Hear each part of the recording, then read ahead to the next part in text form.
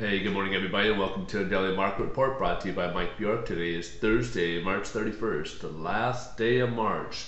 So be cautious tomorrow of all those April Fool's Day jokes. Just a little heads up. All right, folks, let's take a look here at the economic news for today. We got some big news probably coming up tomorrow for the jobs numbers. It's going to be really important.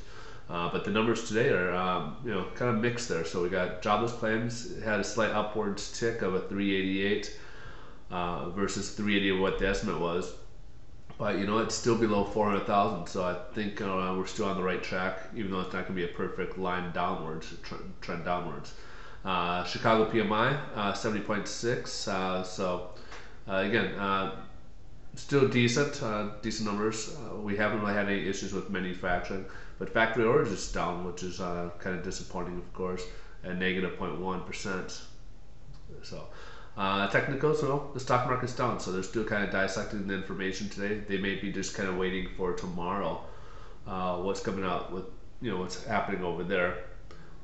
So let's go ahead and take a look here at the bond market when it affects the interest rates. Interest rates should be a little bit better, even though we see a red arrow here, but we had a opening gap upwards, which touched the 10-day moving average here upwards.